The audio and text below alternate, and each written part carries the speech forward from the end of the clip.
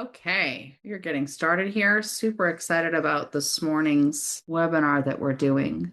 We've got already people joining us, which is really exciting. Just waiting for everybody to jump in. Hello. Hey, honey, how are you? Good. Trevor will be here in a minute. Okay, I was just about to text him. Hello, everyone. I haven't seen the slide deck for this.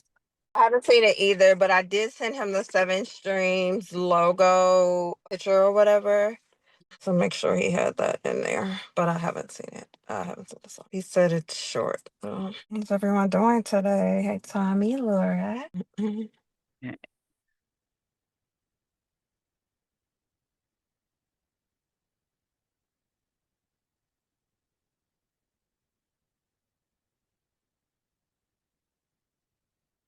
Says he's logging in. Okay, we got lots going on and looking forward to this. So many deals happening. It's awesome. Laura, you raised your hand. Joseph, we're happy you're here.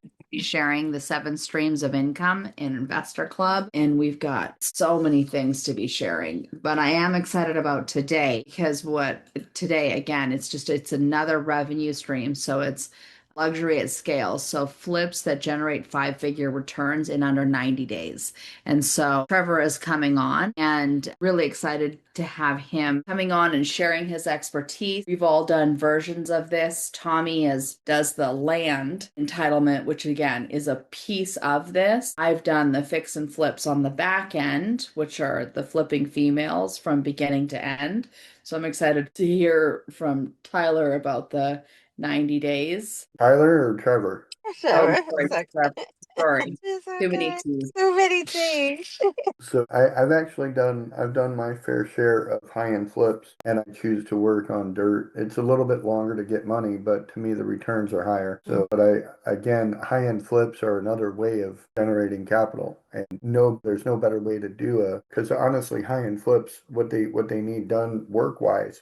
On that scale, you're spending a lot of money to get it done, but the returns are high enough to where it's like able to accelerate and have velocity of capital happening. So Sorry, guys. I'm not sure if Trevor's having technical difficulties. What's happening? Oh, it's like spinning or something. I don't know. He's not here, so I'm. Okay. Tommy, can you tell us a little bit about like when you say that plan takes longer and all of that, like what you mean by that, but you feel like it's a higher return? You like an example of that? So on a standard 5 acre property where we split it into four and get it ready to build houses on, right? I'm having to go through the entire process. So there's 9 months before I can see a dollar. So to invest in land, you got to be willing to go 9 months before you see an income of any kind. Whereas on a fix and flip, like a high-end fix and flip, we buy the house for right now. I've got one that we're working on through Deal Hunter, and it's a let me see. Here, I'll pull it up. So I just got sent this morning. Guy wants to come over and have us come over and look at it. And the nice thing is, it's literally in my neighborhood. It's around the corner from the house we live in right now. So it's pretty, but it's old.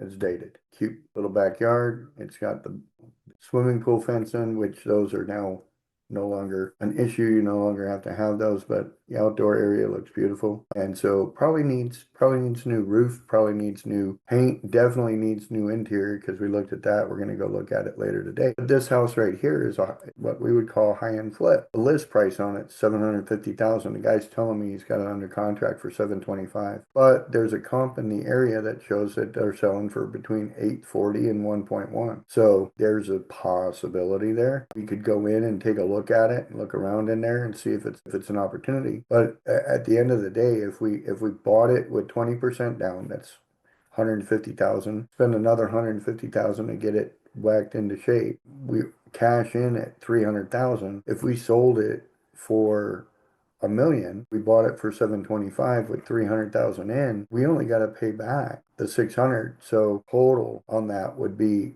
900,000 and we sold it for 1.1. So there's 200,000 of margin there. That could take us maybe 3 months, 4 months to do the full rehab, right? So on this deal right here, let's do a $150,000 rehab budget and a 150K down, and we sell for $450 a square foot after remodel. What is the C on C return? cash on cash return. So this is why I like to use deal hunters because I can do the math faster. 9 seconds, right? It's telling me in 9 seconds that if we sell it for 450 a square foot, we're at 890,000. So our cash on cash raw profit is still under $10,000, right? So I need to figure out how can I get more money off of this deal, right? If I have a negative cash on cash return, that's bad news. It's a no go on a $450,000 per square foot. But what if I say, okay, I want to sell at 575 per square foot. The math alone on how long it would take me to figure this out, sitting back and redoing my numbers, now shows me that I'm at that 1.1 that I was thinking of, right? And what I'm going to be able to do now is a 24% cash on cash return, which when you're looking at the money coming back in your pocket from doing this deal, you're going to have a total cash invested of $367,000. You're going to get an estimated 90,000 back, right? So you're putting 150 in for the rehab, you got selling costs, buying costs, all these things. These are the things that you can do fast now, right? And so 150,000 is a pretty decent budget for this area. You want to estimate somewhere around 10% of your cost, or if you're at 1 million, you're going to want to spend at least 100,000, right, to get it fixed up. If you're after repair value, your ARV. But it looks like Trevor's here. He's probably got some info on that. He's an active fix and flipper. I'm retired. Cool. So super happy to have you here, Trevor. Tommy, thank you for sharing this. This is exciting. We've got several guests in here. So anybody on our team or in our mastermind, if you want to come on the screen, we'd love to see your beautiful faces. Otherwise, we'll put you back to the attendees list. And Trevor, really excited to have you be sharing this morning with us. Tommy, if you're done sharing your screen, we'll have Trevor bring up his screen and share it and take us through. This is very exciting. That's what I get for being late. Tommy already showed me up on Deal Hunter because these are all properties that I did prior to learning Deal Hunter. So it's good that I heard that because now I can relate how I would do things differently and how Deal Hunter has definitely helped me to shorten my time. Okay, Trevor, this is all yours. All right. Can you guys see my screen okay? We can see it perfectly. Okay, perfect. So I'm going to skip all the hoopla. We're going to go pretty much straight into 3 different projects that I've done in the past, break down what we underwrote them at and what ultimately happened, and just take you through what it's like in my life underwriting deals and looking at fix and flips and all that fun stuff. So just real deals, real budgets, nothing big, but we'll share some of the surprises and what it feels like to walk through an actual fix and flip project. You can look all these up if you want to follow along, and you can fact check me on these to make sure these are actually projects I've actually done and bought and sold. So without further ado, we'll move on to slide number 2 if I can figure out how to work my own PowerPoint. There we go. All right. So this was actually my very first fix and flip project with a partner. This was in Palm Coast, Florida. It's in Northeast Florida, just south of Jacksonville. Like I said, you can look up that property address and fact check some of this stuff if you really want to, or you can just take me at mine. This was prior to really knowing anything of what I was doing. Came across this property thanks to Facebook Marketplace. I was actually in the market to try and do some lending. That's what I was primarily focusing on at the time. I was not a fix and flipper. I would lend to fix and flippers, and I would lend to other wholesalers trying to get properties under contract. And just so happened to luck upon this property, 37 Bassett Lane. It was your basic 3-2 cookie cutter house. It was like a 1990 build. Everything was pretty much original, but everything was still in really good shape. So when I first looked at it, I'm looking at it with an HGTV lens. I'm going to open up this kitchen and do all this fun stuff. And that's actually how I negotiated this deal. They wanted about $350 for it, which was what the average ARV was for a house, 3-2, similar size with a pool that was fully renovated. And they were, again, about 25 years behind the time. So negotiated down. We did purchase this at a $225,000 cash purchase, which I utilized private money for at the time. Did not have a hard money lending contact.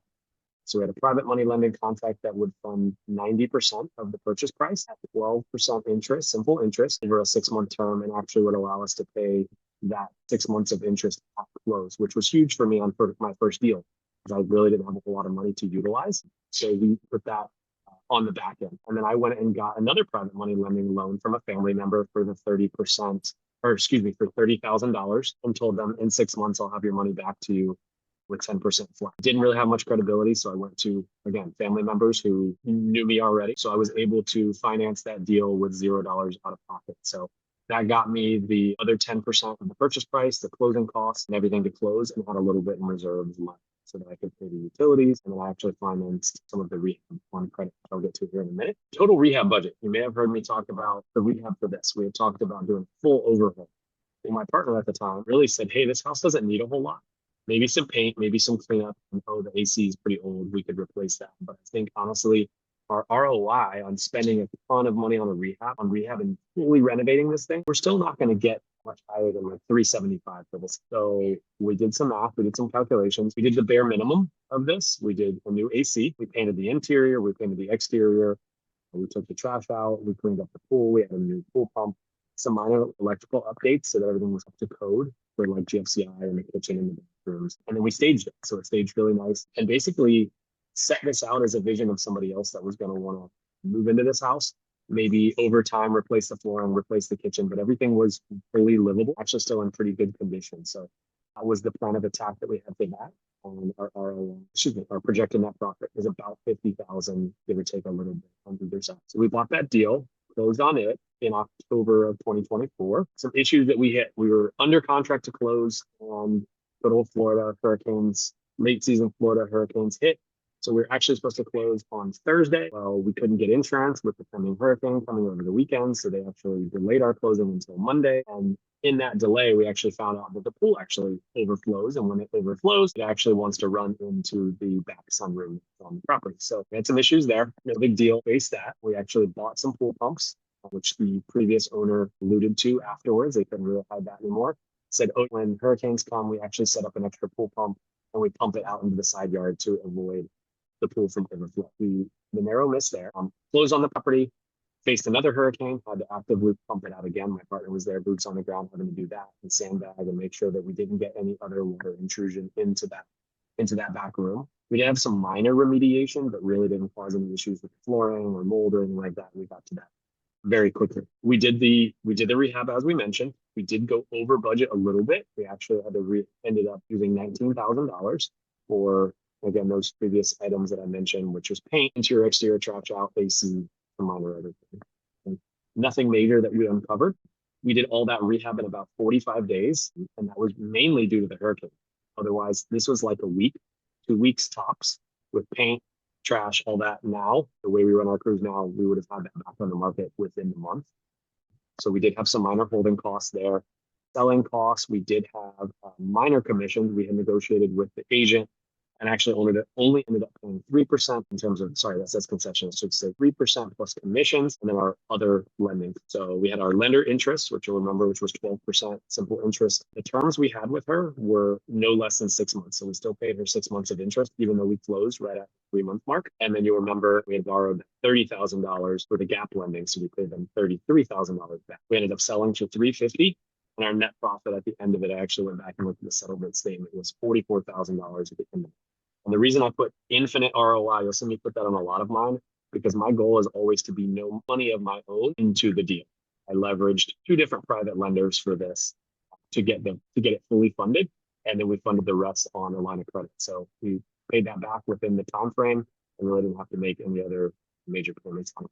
3 months start to close from when we bought it to when we sold it. We actually sold it on December 30th of 2024, right before the end of the year. Biggest takeaway from that, with budget more than you think, we didn't really put in any contingency because we had such a small scope of work. And in this instance, we were really able to get away with it. Didn't affect our net profit a whole lot. And would we have made a little bit more money on profit by not taking on a gap lender? Absolutely. We would have hit our $50,000 in net profit. But instead of having $30,000 of my own into the deal, which at the time I didn't really have to spare, I was very happy to take, instead of a $50,000 net profit, we took $44,000. My money was elsewhere. So you will see later, not writing in enough contingency actually bid us in the butt on one of our projects. That'll be property number 2. This is 1 Blakeshire Place, our first really big full gut rehab. This one we actually found it was long days on market. So we called the agent. They were really just looking to move it. They had gotten a lot of low cash offers, but had actually been under contract twice and neither of them could perform. So we made a full cash offer. They actually covered the closing costs on this. So you'll see that I put in there $0 on closing costs. Oh no, I'm sorry. I'm actually thinking of a different one. Excuse me. This is our Novation deal. So forget everything I just said. 1 Blakeshire Place was long days on market. We called the agent. They had pulled it off the market a couple of times, been under contract. People could not perform. They had recently just put it back on the market. But the problem was this lady had basically acquired this house from her ailing aunt about a year prior, and it needed a full gut. He had then basically she had no money into the deal. So she went in, she moved into it, and then she was trying to live in Florida. Older lady, she was hiring out everything from like basic handymen. She actually overpaid rather drastically. She paid $50,000 for an AC unit. And this is a 1,900, 2,000 square foot house. So that's drastically overpaying, like 5x what she should have spent. But they sold her on a UV filter and all these things. So basically, she had gotten to the point where she was renovating this house. She was out of money. She was out of patience was the biggest thing. And she just wanted to move home. She had this big, beautiful home in Hilton Head, South Carolina. She wanted to move back to. All these people had offered her 200 and 210, which was actually our cash price was 210. She wanted at least 240 to 245. We worked out a deal with her called a novation. Basically, we went to her and we said, we'll give you the 245, but you need to allow us to put this under contract, give us power of attorney, allow us to complete the rehab. We'll put our own money into finishing this house, because all it really needed at that point was outside. The interior had been freshly painted. It was actually still in good shape. It needed flooring and it needed a master bath renovation. And then we actually added on. So you'll see we ended up still doing some tile work and doing the full master bath shower. We updated some electric in both bathrooms again. We had a privacy fence. We replaced the flooring throughout, and then we ended up finishing the front entryway. So all in, we scoped this at about $30,000 to $35,000. We thought was plenty to get this done. So the reason we had no closing costs was because we didn't actually close on the house before we started renovations. We negotiated with her that she actually had to move out of the house, and we had 6 months to renovate, list, and sell the property. And then when we sold the property, we would pay her $245,000. Anything above and beyond the 245 was ours to keep us profit. What we did is, and I'm sorry, our projected ARV 350, projected net profit right at $40,000, and I'll explain how we got there in a second. So she agreed. We went through an attorney. We got legal paperwork, a contract for sale agreement signed. We had a novation agreement signed, and we had a power of attorney signed. The reason for that being, we never transferred ownership over to us, so we didn't have to actually close on that. So that saved us hard money loan costs, that saved us closing costs. So it's a very creative way to still do this. Had this been a house where it needed $100,000 of rehab and like a heavy 4 to 6 month time frame, we wouldn't do this type of thing. Relatively, because it was a low barrier to entry. We were sure that there were no structural issues, no big surprises. They had already opened walls. They had already done a lot of things. It just needed somebody with a cash infusion to come in, finish the rehab, and let this lady sell it for the 245 that she was really wanting. And then she didn't have to take that 210 cash offer that we were selling. So she waited a couple months longer, but she actually got the money she was hoping to get. Our actual rehab budget, we ended up spending $39,000. We held it for about 3 months. So we did have some holding costs. We took over the insurance. We took over all the utilities during that time. And we gave her some money to actually move out and move. She moved right next door, which proved to be a little bit more of a problem because she was over checking on the project like it was her own every day. And then, of course, we listed and we incurred the cost of that 5% commissions and all the closing costs. We brought in a private lender for this one as well. We borrowed $30,000 from that same gap lender from the project before that I mentioned, and we paid them $33,000 at the end of the 3 weeks. We did end up listing and selling. It was listed and sold fairly quickly on the market for this one too, because it was in a highly sought after area. It was newly renovated, nice. Sold it for $350,000. And we made a net profit right at $33,000. Again, I put infinite ROI because again, I had no cash into this of my own. We borrowed it all.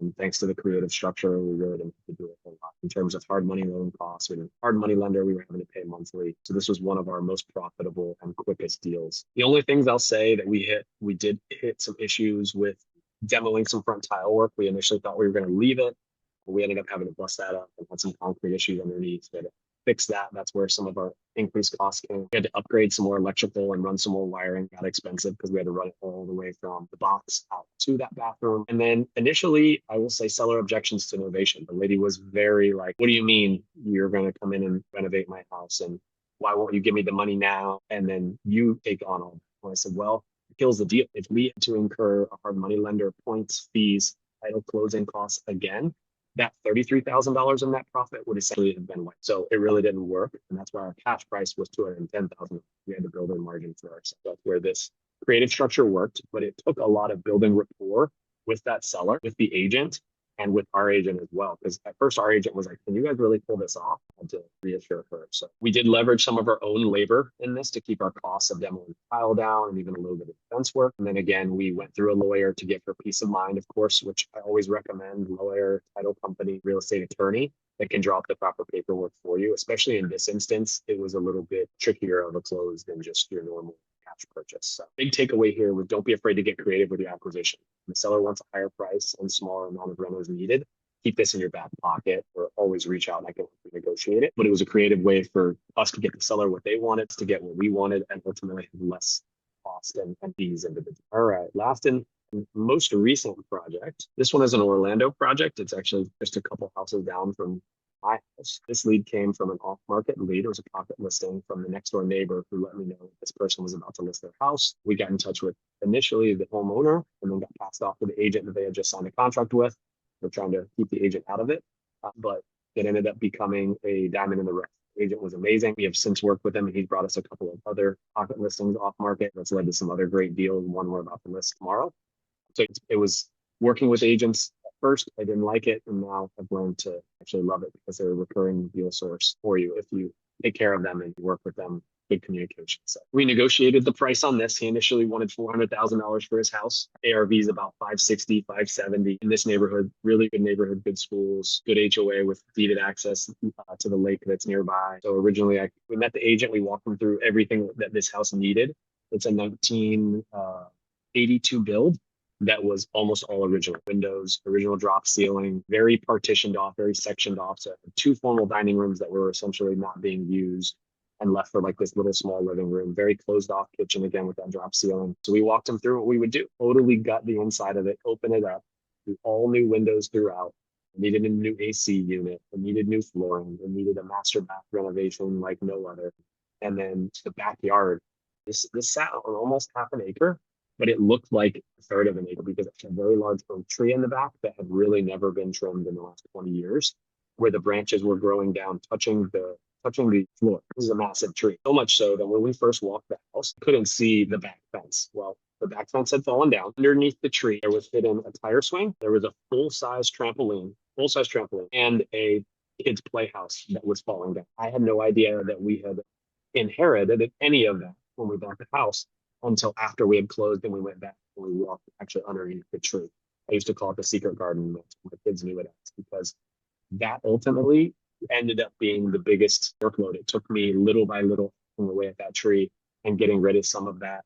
And I'm fully restoring the trampoline because that trampoline sits in my backyard, but very large scope of work on this, which I admittedly under budgeted. I live 4 houses down. I'm going to do a ton of this work and I'm going to keep our budget way lower than what it really should have been. It should have been closer to $95,000, almost $100,000. I was like, I'll just put a lot of sweat equity. Well, I didn't quite do all that.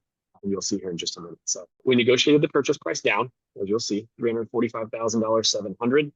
Why the weird number? Because I'm weird like that. The agent stopped in his tracks and it stopped him in his negotiation instead of trying to continue to go back and forth with me. And he's like, this guy threw out a really odd number. He must have a reason for it. And they signed on to my price then. So closing costs, 2% commissions to the agent were part of our negotiation factor too. Actually got the agent on our side by saying, hey, your guy was it's your friend. He was going to pay you 1.5%. I'll pay you 2% and I'll let you relist it. Will you do that? Oh my gosh, amazing. I'll only charge you 2% on the relist for us as well, which we still have that in place today. We relist all of our houses for us at 2%. It's fantastic. We bought this one on hard money, 90% of the purchase price and 100% of the rehab. They held that 100% of the rehab back in escrow, which we took in draws as we completed the work. And just like all of our other flips, I went out and I got a gap lender, private capital for $70,000 to fund the other 10%. I actually over borrowed so that I could then fund all of my hard money loan interest for 6 months, all of my utility payments, everything that I would need so that I was $0 out of pocket again. And sitting in escrow waiting so that I could pay that down as we went. And no days on market because we actually purchased this one off market from a pocket listing. Went over some of that scope of work. I scoped it at $77,700.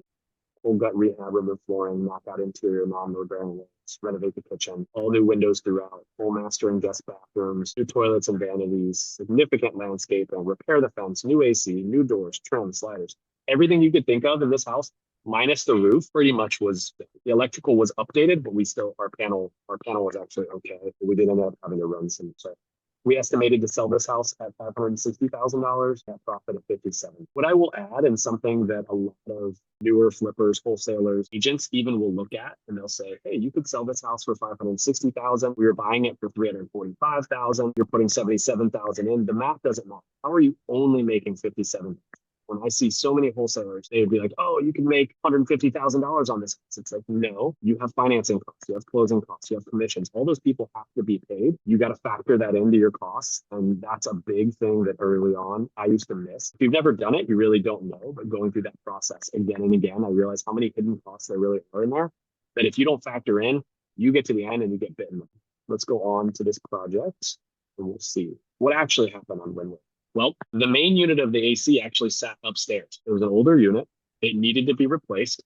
We could not get that down through the rafters. So we actually had to rip through them, get that unit down and replace it. So that became a burden. That became extra costs because we got in such a hurry to rip out the drop ceiling and re-drywall that we put new drywall up that we then had to tear down and retexture and redo it.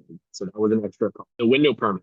So the window permit for the city of Belle Isle, which is this very small section of Orlando proper, became an issue with the municipalities and the permitting. So that took a lot longer. The window costs and timeline. This was the first time I'd ever budgeted for windows and so many large windows in a house of my own. So we budgeted for about 7,000. Well, all in, that actually went for almost 11,000, all said and done. And then we rounded up replacing other sliders and doors. So that ended up increasing the cost there too. So not only the timeline go longer, but we spent more money. And then again, the increased electrical costs. When they did the drop ceiling, for some reason, they actually ran the electrical underneath the rafters into that drop ceiling and then back out again. So once we ripped out that drop ceiling and re-drywall, well, in order to drywall against the rafters, we actually had to take all of those wires, essentially do a full box rewiring, and then run those over the top. And I got charged for essentially an entire repanel, which I didn't know at the time either. So again, incurred more costs. How did we overcome them? Well, patience was a big thing. Luckily, our window contractor had a GC that was willing to sign off on the permit, and they got us through the permitting process. We delayed an extra month because we were waiting on the windows to come in. Increased personal labor, even though I planned to keep that cost down, I still had to put in a lot of the labor costs at the end of it. And we used private capital, obviously, to leverage some of that credit. And then I used a lot of personal credit to get through this. Because like I said, the budget we did was $77,700, and we spent 106. We spent $29,000 over budget. We sold it for a little bit more than what we had expected, so that did help. But ultimately, we did not hit our net profit goal on this one. We only made $34,000 where we were projecting to make like 56. You'll see where that kind of aid into it. Our timeline ran longer. We still closed just over 6 months. I think we were like 6 months and a week. So big takeaways for this one was scope of work, accurate quotes before doing it. I cut corners a little bit, didn't get all the proper quotes that I needed before signing off on the budget. And also I didn't factor out enough of the contingency budget. Also for this one, I learned the importance of hiring a project manager or a contractor to see things that I couldn't see. I am not a contractor by trade. I'm a healthcare professional. I got into this a little over 2 years ago. And I had always discounted, said, oh, we can learn as we go. Luckily, this one didn't bite us too hard, but we made less of a profit. But I will never do a large project like this again without a project manager and or a contractor, especially for these larger scopes where sequencing and lining things up is well worth the money spent. I would have paid a contractor $15,000 on this, but it probably would have saved me 15, 20,000 and a lot of time and a lot. Those are my 3 properties that I wanted to present to y'all today and some of the key takeaways. Again, always budget for a contingency. You always want to budget for at least 10 to 15% over what your scope was. For this one, still wouldn't have saved me, but it would help. Relationships save deals, big time. City contacts, inspector relationships, lenders, trusted lenders, and contractors and project managers. You want to vet your contractors ruthlessly. A GC can walk off your project, cost you thousands, and then you could go find a new one, and then they could put a lien on your property. You want to always see their references. You want to require them to sign off on lien waivers so they can't come back later at closing and put another lien on there. And never pay 100% up front, meaning pay them as they go. Pay them for the work that has been completed, not for future work.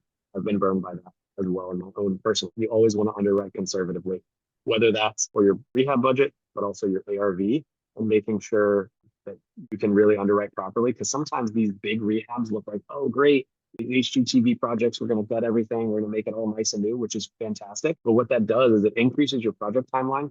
It increases your budget. And anytime you increase both of those, there's more room for error. Say you open up a wall and there's mold or something's falling down, you got to add in new things. That's going to increase your costs even more. It'll increase your timeline even more. And what can happen in that 4 to 6 month project, the market can very, as we've seen, take big shifts and swings in a 4 to 6 month time frame. So that $560,000 ARV could drop to 500,000. All of a sudden, you're negative. You can't pay back those other lenders. So then you are having to come out of pocket for those things too. So definitely want to be conservative when it comes to that. That's all she wrote. Any questions? This is really Um, great. I was going to say, Joseph yeah. said you get before and after pictures. I do. I'm more than willing to share those. And if actually, what I'll do is I'll direct you to my social media, because two of these three projects, the very first one is not on my social media because that was before I was broadcasting that I was doing fix and flips, but I have lots of before and after photos of this last one. I do reels. My kids are there. You'll see us actually ran through a wall on this project, which was fun. We had a really good time. So anybody who knows me has seen my social media for that. Great. I think I have also yet just to thank get you for Tommy to do sharing the it. lesson. Tommy needs to Yeah. run through a wall. I would love to see that. So thank you for this. So many stories. We could talk for hours about fixing and flipping and all the things. And I would say, going back to a couple of things, is doing it yourself. I would definitely make sure you have the who's that know how. I wouldn't advise anybody doing this on their own right out of the gate. No, Million my percent. I've done over 500 fix and flips. And again, we built a team with all the who's that know how. And some of the things that were super painful were having contractors, and that was like making sure contractors are licensed, insured, bonded. I'd say that, Tommy, that's a huge annoyance, is when we see contractors out there working as contractors but they're not licensed, which means they're not insured or bonded, which means the people aren't protected. Yes, they may be getting a better price, but at a huge risk, and we can go through all those stories. So again, the whole purpose of Seven Streams Club is literally to show people all the different asset classes that are available and making sure that your asset classes are diversified. So a couple of them that we've already gone through is Airbnbs, investing in the film industry, which again, that was a whole very fascinating thing. And we'll have videos that you can go back and you can watch these. This is the luxury at scale. So doing fix and flips that you can have 5-figure returns. We're doing a luxury fix and flip here in Scottsdale and doing several more. But again, it's because we put the team together to be able to do these things. So we have this again on Thursday. Next week, we're going to be going through another asset class, which is actually car rentals, and doing it at scale, which we're really excited about. So if you've heard of like Turo or anything like that, we're going to show you literally how to generate revenue, passive income with that, with the who's that know how. And then we're going to dive into the week after that pad splits, and then residential assisted living the week after that, which all leads into our 7 streams of income investor club. So we're going to be launching that at the end of the month, which we're really excited about. So the reason we're showing all of these different asset classes is so that people will understand all the different asset classes that you have the ability to make sure that your portfolio is diversified into. This is really important as an investor for you to understand a way to protect yourself and your family and everything that you're building so that you are diversified and taken care of. And you want 7 streams of passive income to be able to mitigate against the 5 Ds: death, divorce, diagnosis, downsize, and being dumped. Laura has put the registration link for all the webinars in the Zoom chat here. So we invite you all to get registered for that and share them out and get ready, because we are going to be having a whole informational meeting at the end of the several weeks, to invite everybody to be a part of the actual club. And it is a closed club, so you need to be, it's not going to be an open thing. So once it's done, it's done. So we want to make sure that you have the opportunity to come learn about that and potentially be a part of it. So with that, I just want to, Trevor, thank you for walking through this. And Thank you, just like Joseph, Trevor. I really wanted to see the before and after pictures. I'll attach some for the one on Thursday. So if anybody wants to come back and see them, I'll send some before and after pictures for, I think I have all of them except for that first one. The first one I was ill-equipped. I love it. Okay. So Joseph, come back on Thursday. You can get yourself registered down below, because we all want to see the befores and afters. They're going to be awesome. Definitely. So thank you, everyone. Thursday, I'm hoping we'll have some more time to do some more questions. If you have any more questions about this, I always love fixing and flipping. Again, I think it's a huge consensus. Like HGTV, there are so many shows about this. So it's one of our favorite things, I think, is people in the investing industry. So, Trevor, thank you for this. It's super exciting. And again, can't wait to see the befores and afters because, again, pictures worth 1,000 words. I hope you all have an extraordinary day, and we will all see you tomorrow at Landshark Mastermind to come and actually run some more deals and find these and maybe even do some flips yourself with our team. So with that, thank you, everyone. Have an amazing day. Bye-bye.